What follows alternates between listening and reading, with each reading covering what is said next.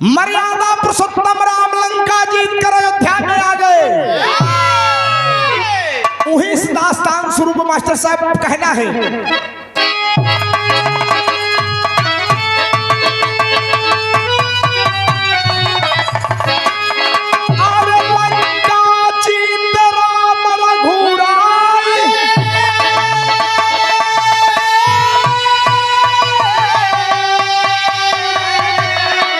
सीता हनुमत को समझाई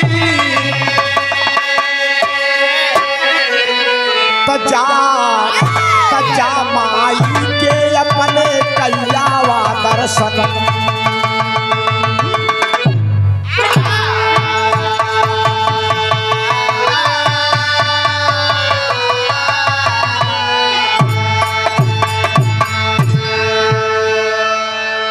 सीता हनुमत को समझाई लंका जीत राम घर आई जा माई के अपने कैयावा दर्शन। अये हनुमान आप मर्यादा पुरुषोत्तम राम के चरण कमल के सेवक हैं। लंका की इतनी बड़ी लड़ाई में हनुमान आपने बहुत बड़ा योगदान दिया। लंका को जला दिया, न जाने कितने राक्षसों का आपने संहार किया। अब लंका जीत के हम लोग अयोध्या आई गए। हनुमान तू जाए अपने माई अंजनी के दर्शन कैया। बिरहा सुने वाले बड़ा मार्मिक बड़ा छोटा प्रसंग है, आप सब गौर करिएगा। एक लाइन गीत लगत बा।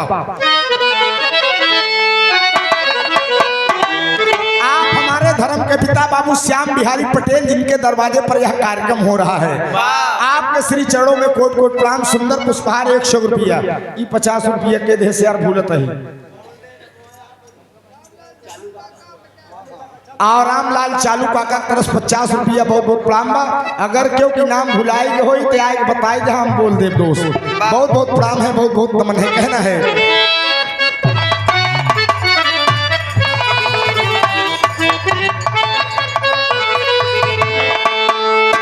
अरे मेरे दर्द दिल की,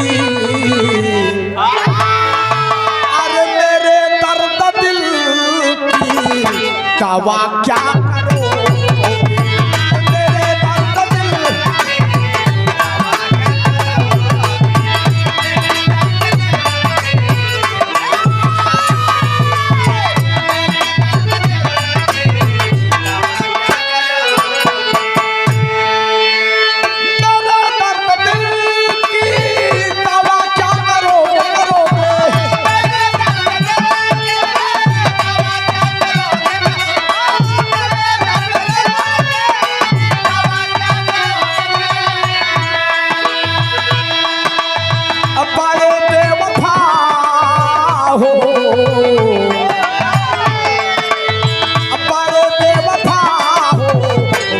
क्या करो।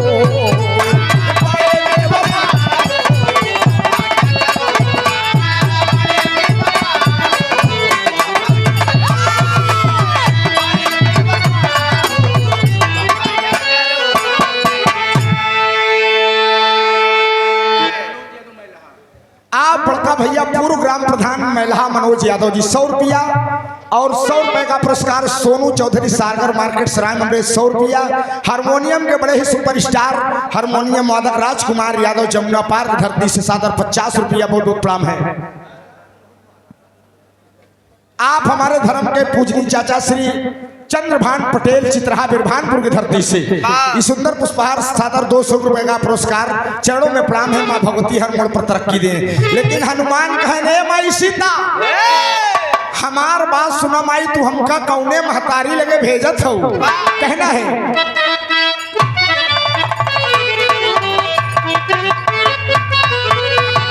अरे हनुमान बोले, अरे हनुमान बोले तुम ही हो प्यारी।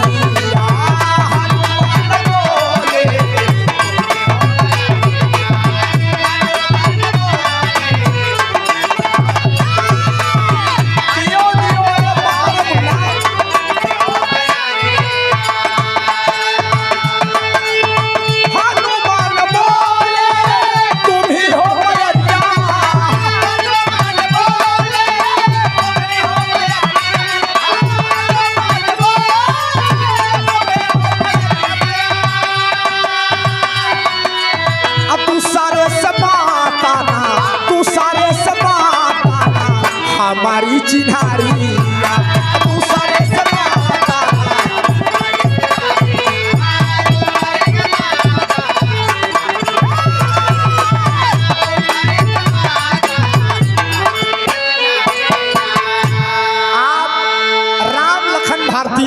राम लखन भारतीय ढोलक के सुपरस्टार मास्टर आप चित्रहा बिरभानपुर सुंदर पुष्पहार 50 रुपया। भावी ग्राम प्रधान प्रत्याशी सारी पट्टी कटरा रमेश यादव जी, हमारे ये मास्टर साहब के चाचा मदन भैया के चाचा श्री की ओर से 7500 रुपए का पुरस्कार। ताली बजाकर आप लोग स्वागत कर दीजिए। मैं बहुत बहुत प्रणाम करता हूँ, बहुत बहुत नमन करता हूँ।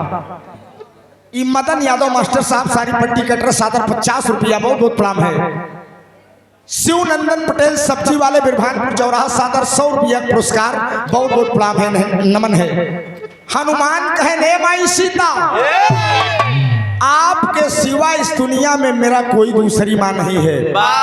बाबूजी वह कहानी के शुरुआत हो तो बिरहा सुने वाले पंचो नजम कलाइन मास्टर।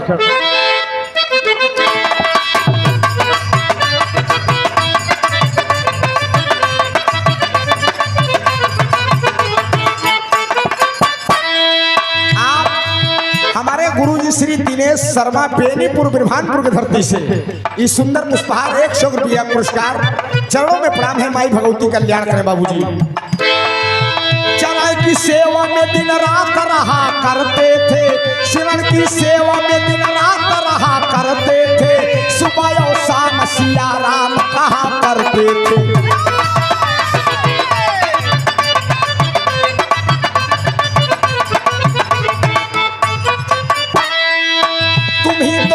हो रघुनाथ पिता मेरे हैं, तुम ही तो माता हो रघुनाथ पिता मेरे हैं, दूसरी माता कहाँ चला जो मेरे हैं।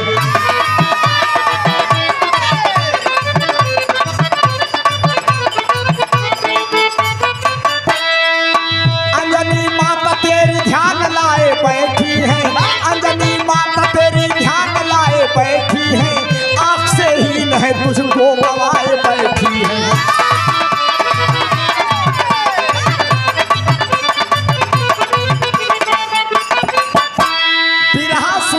बाबूजी कहानी को समझ ले। हनुमान जी कहे माई सीता के माई तोहरे सिवा दूसर माई हमारी धरती पर कहाँ बा। माँ सीता ने कहा कि अरे हनुमान, तुम्हारी माँ अंजनी जिसने तुमको जन्म दिया वो अंजन गिरी पर्वत पर आंख से विहीन है, प्रभु का ध्यान भजन कर रही हैं, तुम जाकर उनसे आशीर्वाद प्राप्त कर लो, अपनी माता का दर्शन कर लो। हनुमान कहन माई हम जाप तो तोहार बहुत खियाल लागे माई। तो माई सीता कहन बेटवा खियाल लागी तो हम तोहका एक खजरी देते हैं। मास्टर साहेब कहन खजरी देते है, खजरी लेके तू चला जा, जब तोहका हमार खियाल लागे लगी दी खजरिया अपने आप बाजे लागे तब तू ऐसे अयोध्या चलाया मुन्ना कोनो दिक्कत ना। बाबूजी माई सीता का बात सुन के हनुमान प्रणाम करके अंजन गिर पर्वत पे हनुमान माई अंजनी के दर्शन करे चलते हैं। मास्टर टेरी की लाइन बाबा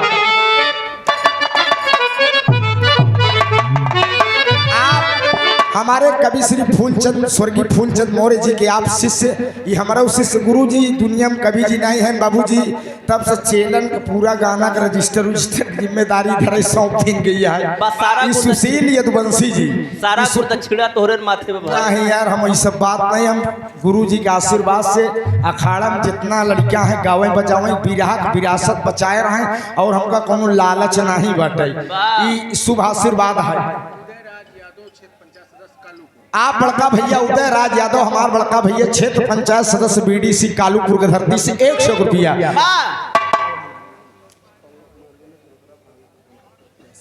पवन कुमार बिंद भाभी ग्राम प्रधान प्रत्याशी सिलोखरा को बढ़िया प्रधान लड़ा मुन्ना कई लड़वैया हम भैया ना अपने गांव से लड़वैया ही जनता जनार्दन का आशीर्वाद रहा, सीट कंफर्म हो जाए। आप सबके चरण कमल सेवा कर बिरहा करते गौते अगर प्रधानों बनाएंगे बतौर बढ़िया बात रही। ये 100 रुपया बहुत बहुत प्रणाम है। आप पूजनी मामा श्री मादरे हिंद की हिफाजत करते हैं। सशक्त रणबांकुरे को मैं शानदार जय हिंद करता हूँ। मिथुन भारतीय जी सीआरपीएफ जवान ढकपुरा मैलान 100 रुपया। बहुत बहुत धन्यवाद है इतना समय देने के लिए, बहुत बहुत नमन है।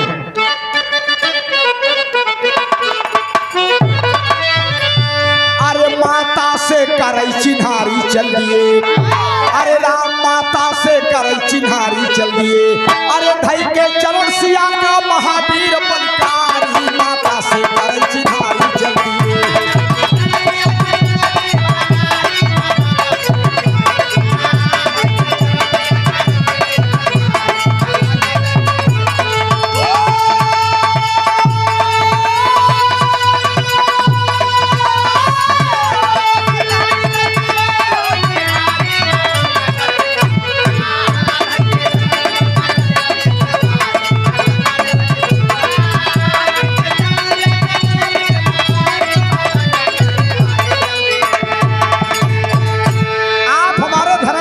बाबू दयाराम यादव कोटेदार साहब बसौधा की धरती से सुंदर पुष्पहार 100 रुपया पुरस्कार, बहुत बहुत नमन है। कहना है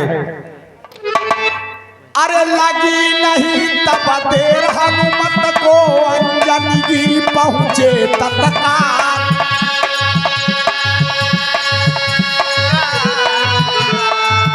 अरे लगे करई त प्रणाम माता से, माता अंजनी पूछई हाल,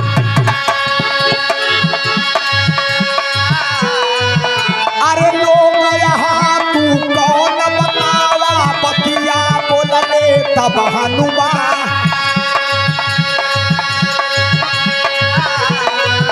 अरे लगी अंजनी फटकारई तब, लगी अंजनी फटकारई तब, इतना दिन कह रहे चंदा।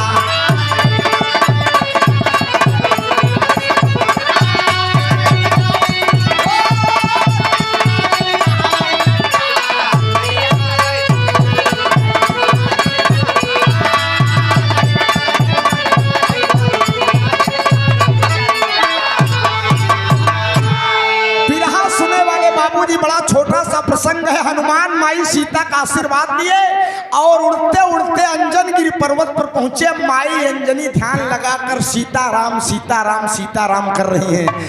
हनुमान पहुंचन कहन माता श्री के चरणों में प्रणाम हो। माई अंजनी कहन के प्रणाम करत है, कहन माई अंजनी हम आपके बेटवा हनुमान है, माई आशीर्वाद दे।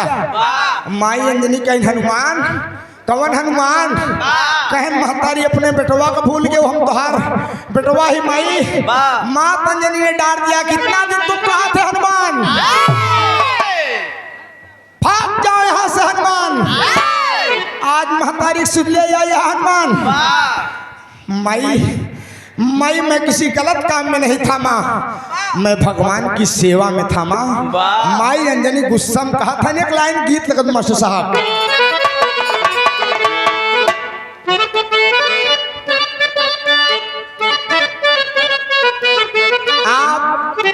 ताली बजाए का आप लोग स्वागत करें।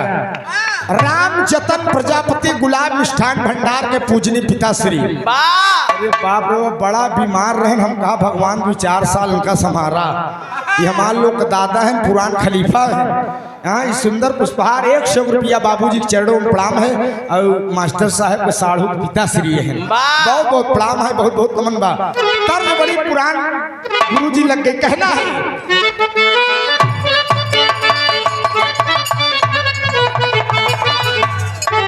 अरे जिया पुष्प साहब, देखा तब के गाना में और आपके गाना में कितना अंतर बा।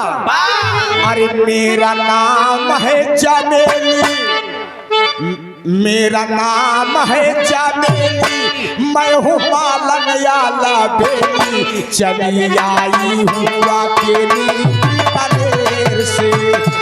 मेरा नाम है चमेली,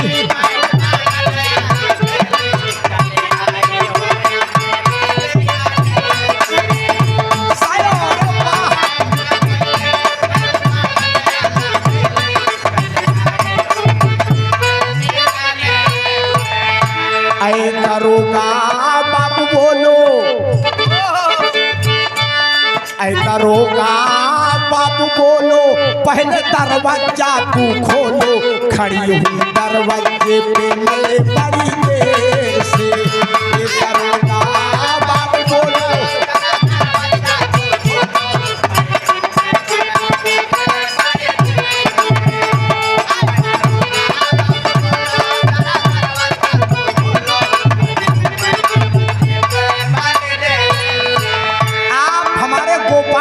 जी तुलापुर सिकंदरा प्रयागराज इस सुंदर पुष्पहार 100 रुपया। सोनू चौधरी सागर मार्केट सराय ममरेज 100 रुपया। बहुत बहुत प्रणाम है।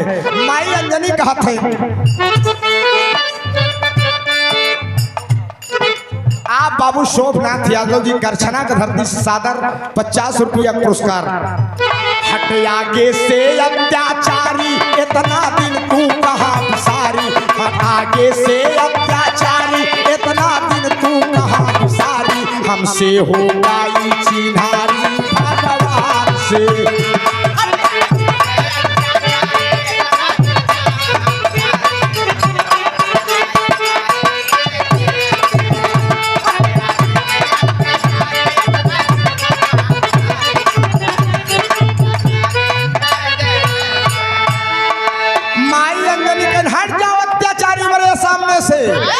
हंस के बोले गदाधारी माफ कर दो मात हजारी, हंस के बोले गदाधारी माफ कर दो मात हजारी, हमसे हो गई चिन्हारी भगवान से।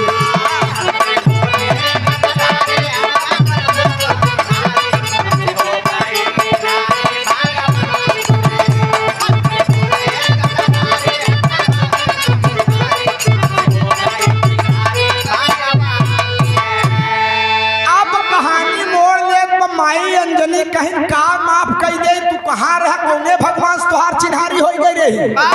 बिरहा सुने वाले पंचों तब हनुमान बताते हैं कहानी मोड़ लेता है। गौर कर कहना है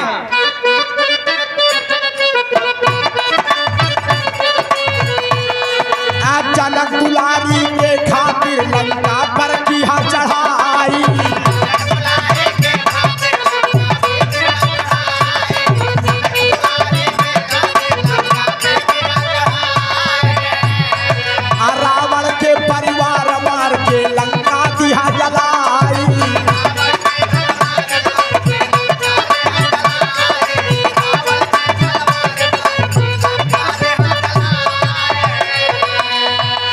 सबनिस चर्क मारी, सबनिस चर्क मारी माफ कर दो मात हजारी, हमसे हो गई चिन्हारी भगवान से।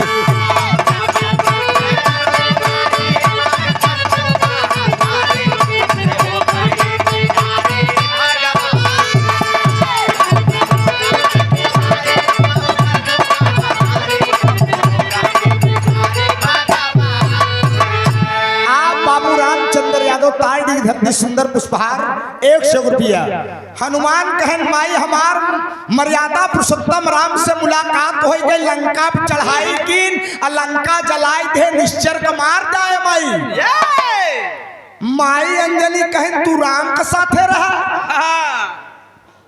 मास्टर साहब, राम के साथे रहा कौनो बढ़िया मनई के साथे हनुमान तू नाई रहे पार तू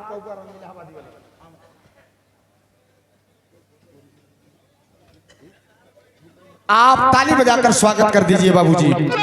आप सेवानिवृत्त प्रधानाचार्य भूतपूर्व प्रधानाध्यापक बाबू ब्रिजलाल चौधरी, बिरहा सम्राट स्वर्गीय हैदर अली गुरु जी के अजीज मित्र। आप हैदर अली गुरु के बिरहा को हम छोड़त नहीं रहे। ब्रिजलाल मास्टर साहब जान ले बिरभानपुर के धरती से सुंदर पुष्पहार 100 रुपया पुरस्कार। बहुत बहुत प्रणाम है, नमन है।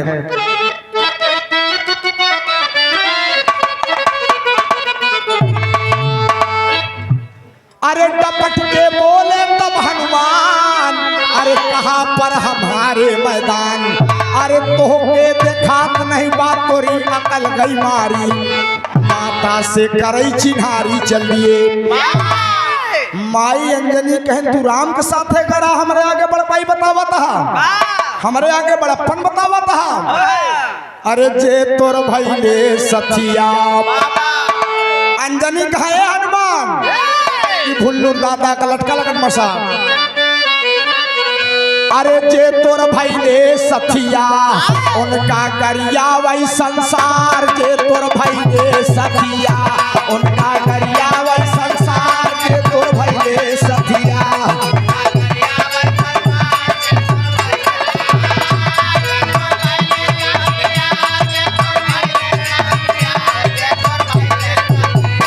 उनका गरिया वही संसार जे तोर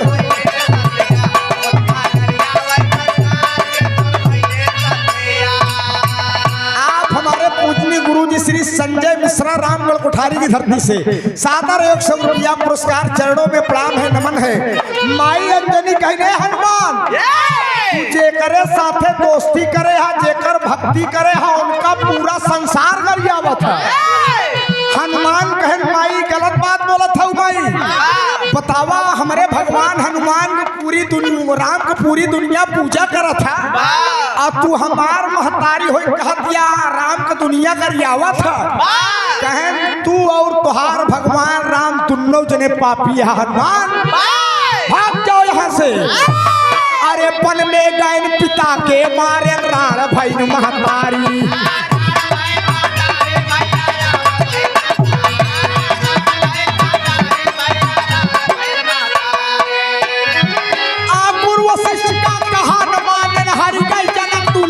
जे तोर भैले साथिया जे तोर भैले साथिया बने है मतलब के करतार जे तोर भैले साथिया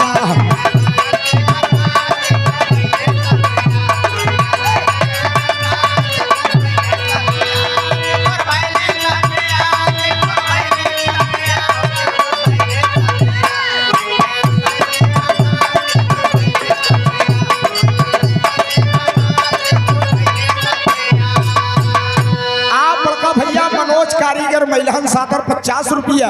माई अंजनी कहन हनुमान वन में गैन पिता के मारे उनके वियोग उनकर बाप मर गए उन कौन भगवान है। वन में गैन पिता के मारे राण भैन महतारी और गुरु वशिष्ठ का कहान माने हरि के जनक दुलारी जे तोर भैले सथिया बने है मतलब के करतार जे तोर भैले सथिया कहना है। और माई अंजनी कहे हनुमान तू अपने हनुमान और राम के बड़काई बतावत है। हम बतावत है तुहार भगवान बेईमान है तुहार भगवान पक्षपाती है।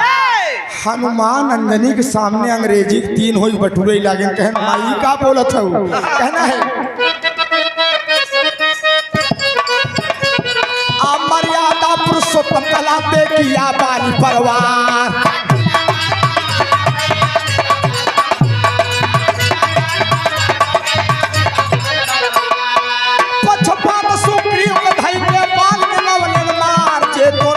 सथिया आजे तोर भैले सथिया उनका गरिया वही संसार जे तोर भैले सथिया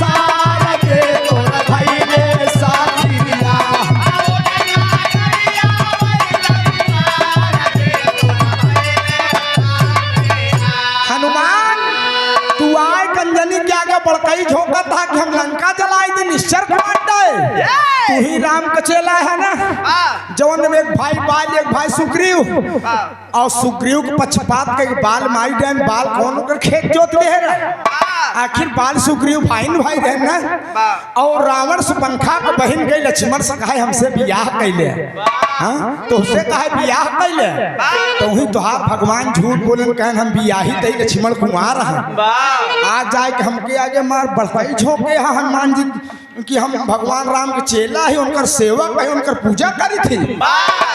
तू कहूँ नहीं जीत पाया हनुमान तू जब लंका का लड़ाई में गया ब्रह्मफास में मेघनाथ धोखा फांसे जम के तू लातेन के मार से है हनुमान।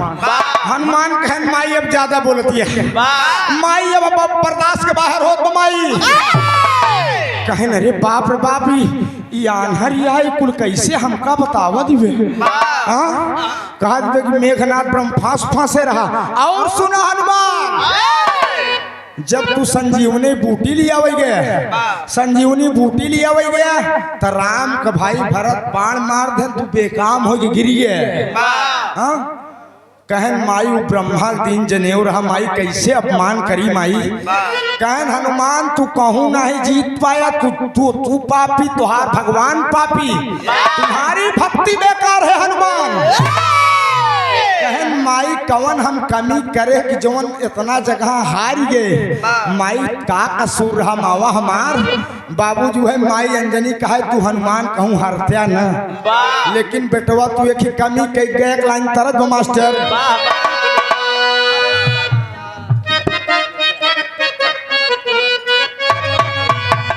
अरे सैया मिला मोर हलका भगवान कसम, सैया मिला मोर हलका,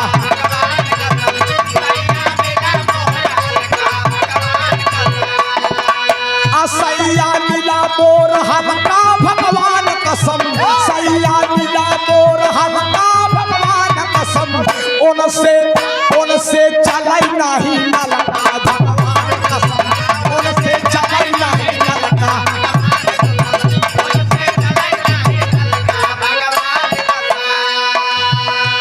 आप सोनू चौधरी सागर मार्केट सराम में 100 रुपया बहुत बहुत प्रणाम। हमारे धर्म के पिता बाबू मिठाई लाल यादव जी नारायणपुर बिरहानपुर की धरती से 100 रुपया पुरस्कार। माई अंजलि कहे हनुमान बेटवा तुहार पीछे हर एक जगह रही लाल, लेकिन तू हार गया कैसे। अरे दूधवा पिया ना ललनवा तू हार गया, दूधवा पिया ना ललनवा तू हार गया, दूधवा पिया ना ललनवा तू हार गया, दूधवा पिया ना ललनवा तू हार गया, दूधवा पिया ना ललनवा तू हार गया, दूधवा पिया ना ललनवा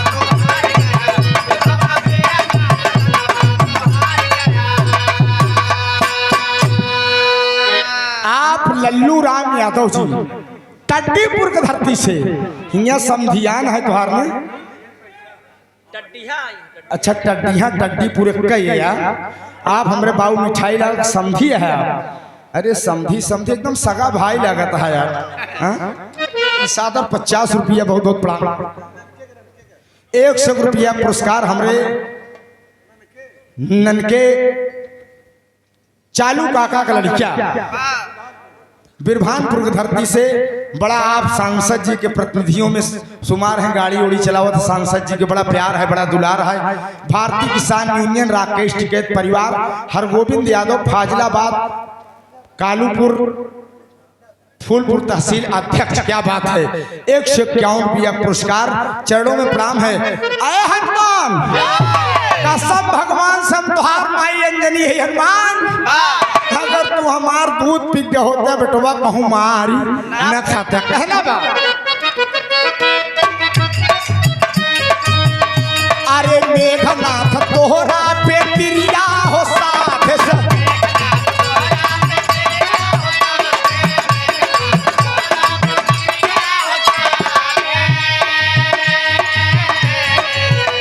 अरे ख्याल करा तोहरा विपतिया में नाथ से,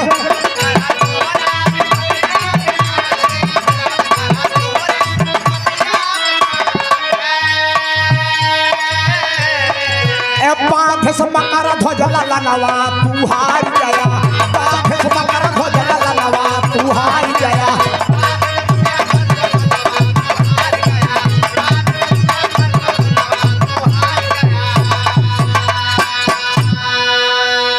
कहाँ मकरा ध्वज पातालपुरी जात रहा तो का बांध ले रहा फाटक पे, फाटक पे बांध ले रहा हनुमान। तई बतावा तू इतना दरे हारा बेटवा वो आए कि हमरे लगे बड़प्पन करता बड़कई करता कि हम लंका का निश्चरण को मार डाए, लंका जलाए दिन हमार भगवान त्रिलोक विजयी है मर्यादा पुरुषोत्तम राम। कसम खाता ही लाल अगर तू हमार दूध पी के होता है बेटवा तुहार के बाल बांका ना कह पावत, तुहार के बाल ना बांका कोई पावत हनुमान। अच्छा तुहिन बतावा जितनी बात हम बतावत है कि गलत है हनुमान। अरे बाप रे बाप, हनुमान चिंता में हो गए कि रे बाप रे बाप, ये आन्हर महतारी हमार यही कंठी लेके अंजनी गिरी पर्वत पे राम राम राम राम सीता राम करत ही कंदरा में और जौन है पूरी दास्तान लड़ाई के हमसे बतावत बा और कहत बा कि बेटवा अगर तू दूध पी के होते तो जीत के चला होते सगरू तू मुँह पिटवा के चला आप रामलाल चालू। अरे अरे बिल्कुल यार, जो कमेटी वाले कहे जैसे वैसे दोनों को ये कहीं आप घबरा ना, इतना रुपया पैसा खर्चा करे है, गाड़ी उड़ी रुकवाया बिरहवा वैसे होई, आप लोग निश्चिंत रहा। सादर 50 रुपया बहुत बहुत प्रणाम है, एक स्वर में सब सकल पंच के पहले की प्रणाम बाप। कहन सुना हनुमान, कहन माई तोहरे दूधे में तरी बड़ी ताकत बा। कहन हाँ आल्हा लगा दे मास्टर, समय होए वाला होत बा।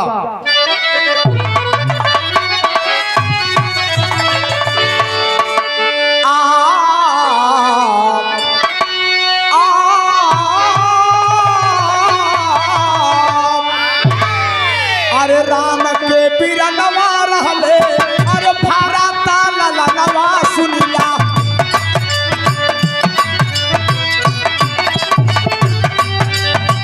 कैसे हम माई और से फानी ताकारा,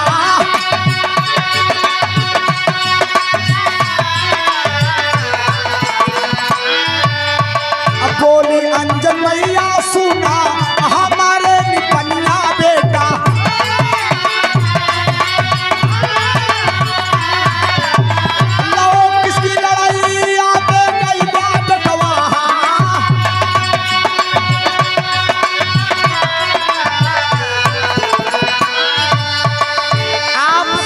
चौधरी सागर मार्केट सराय ममरेज की धरती से 100 रुपया पुरस्कार, चरणों में प्रणाम है, नमन है। और हमारे ननके भारतीय जी, हमारे रामलाल चालू के सुपुत्र 100 रुपया पुरस्कार, बहुत बहुत प्रणाम है। सोनू चौधरी, भूमि यादव, पंकज चौधरी, पूरी टीम की तरफ से 100 रुपया बहुत बहुत प्रणाम है। डॉक्टर राम जी यादव हरदुआ के धरती से बार, डॉक्टर साहब आप इतना शुगर से परेशान है, लेकिन आप विरहा कलाकारों के कदरदान हैं। चरणों में प्रणाम है, नमन है, आशीर्वाद है, हम बच्चे अपनी कला में कामयाब रहे। दिनेश मिस्त्री भैया मीरकपुर की धरती से इसादर 100 रुपया पुरस्कार, चरणों में प्रणाम है, नमन है।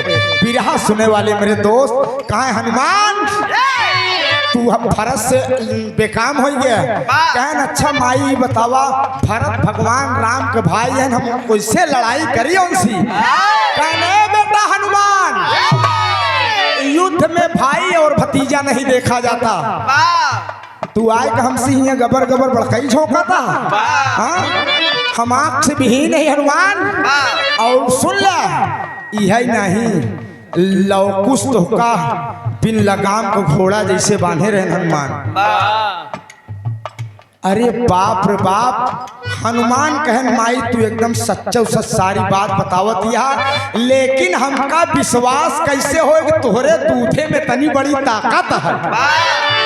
यही माँ की गरिमा पिघल जाती है बाबूजी, माँ की ममता यही पिघल जाती है। हनुमान कहन माई हमका कैसे विश्वास हो कि तोहरे दूधे में तनी ताकत क्या है, अगर हम दूध पी गए हो तो इतना बहादुर को मार के गिराई दे, लड़ाई में हार ना मानी। अरे बाप रे बाप, अंजनी मुस्कुराए दिन कहीं हनुमान अपने महतारी के दूधे पे तो का विश्वास नहीं है हनुमान। कहन माई देखा विश्वास तो बा, लेकिन हम विश्वास तनी हमार अंधविश्वास में बदला है। बताओ मेघनाथ तनिक बड़ा बलिशाली रहा, हाँ हमका ब्रह्म फांस ले रहा, हाँ लौकुश रामगढ़ के तनिक बहादुर रहे, भरत तनिक बहादुर रहे। माई तू बतावत हम तुम्हारे से एक चिल्लू दूध पी गए हो तम जीत के चलाए। माई हम तोहरे बात के विश्वास न मानम माई, तू हमका दिखावा कि तोहरे दूध में कितनी बड़ी ताकत। बिरहा सुने वाले मास्टर तब अंजनी कर का है मास्टर उड़ान भाव भाव।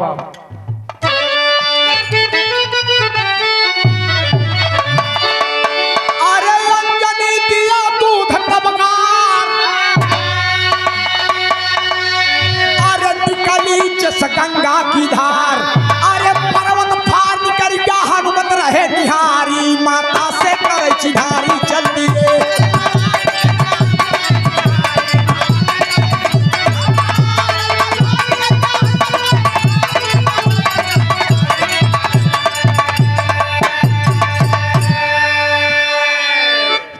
सुने वाले बाबूजी माई अंजनी भाई अपन मास्टर साहब दहिना वाला स्तन निकालिन बाबूजी और स्तन ताप देती है दूध की धार जैसे गंगा की धार। बाप रे बाप माई अंजनी अपन स्तन दाबिन जैसे गंगा का धार से पर्वत चीरत दूध निकल के बाबूजी हनुमान माई अंजनी गोड़वा पकड़ लटक गए माई माई माई बस बस माई बस माई हम नहीं जानते रहे माई आपके दूध में तनी ताकत दो माई। कहन बस हनुमान चुप हो जाओ हनुमान। बाबूजी हनुमान गुड़वा पकड़ लटक गए कहन माई आज मैं जान गया कि वाकई तेरे दूध में इतनी बड़ी ताकत। तबे तो हम कहे बस हमारा समय हो आखिरी खड़ी लागत बा हमार। हाँ बस भैया खड़ी लागत भी हमारा 60 कई दिन चलो मर साहब।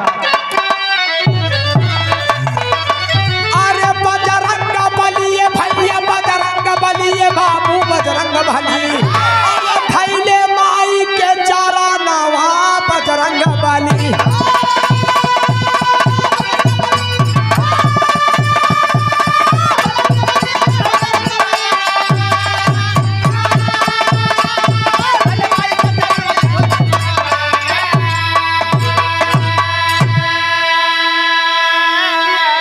इस सुंदर पंखुड़ियों में उठा हुआ पुष्पहार 100 रुपया हमारे गुरुजी के श्री सुजाला प्रसाद यादव जी तरहटी जौनपुर पूर्व डीजीपी जगमोहन यादव के परिवार से आप बहुत शुभ आशीर्वाद है महीना बहुत बहुत प्रणाम। हमार अजीज मित्र शिव कुमार कनौजिया बाटी जाए सकल जागीर मगर तकदीर न बाटी जाए। साथे पढ़त रहे इंजीनियर हो गए हम भी रहिया हो गए। शुभ आशीर्वाद है माई भगवती कल्याण करे खूब बढ़िया तरक्की करा। आप राजनाथ फल वाले हमारे भैया इस सादर 100 रुपया बिरहा कलाकारों कदरदान है बहुत बहुत प्रणाम। विजय पान भंडार बिरभानपुर चौराहा बगल में गोमती खुली है विजय आज तू कमाई ले सादर 50 रुपया बहुत बहुत प्रणाम। अरे हम करब पूजा शिष्या अरे हम के बना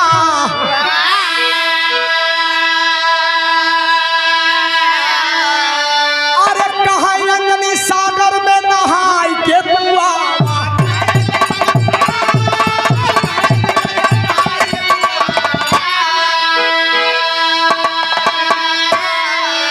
हनुमान माई अंजनी दूध के धार देखे कहन माई मान गे कसम से अगर तोर दूध पिक होई माई के हमका हराई न पावत। कहन माई हमका अपन चेला बना ले कहन न बनाओ तू पापी के साथ करे पहले जा नहाई के आओ।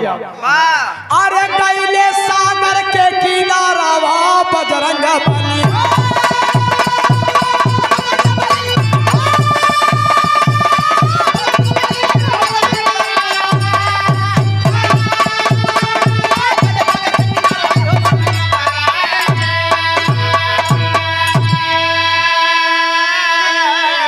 बाबूजी माई अंजनी के आदेशानुसार हनुमान सगरे में नहाई गए। अब मिर्गौली बनरी सुनकर भेंट हो गए गुरघराने के परिचय में आ जा। अरे स्वर्ग में आसन लाए गुरुवर मुन्नी लाल पंधा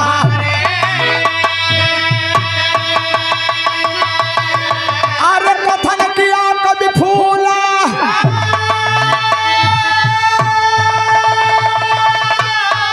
अरे मां शारद कई बलिहारी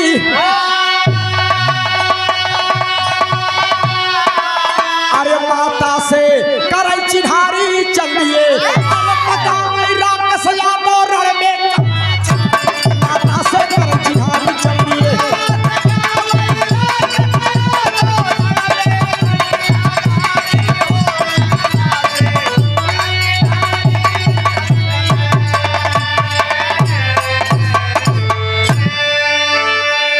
बस 2 मिनट का समय। अब उधर बड़े भैया का नंबर है। हम लोगों के बीच में भोजपुरी इंडस्ट्रीज के सबसे बड़े कवि भोजपुरी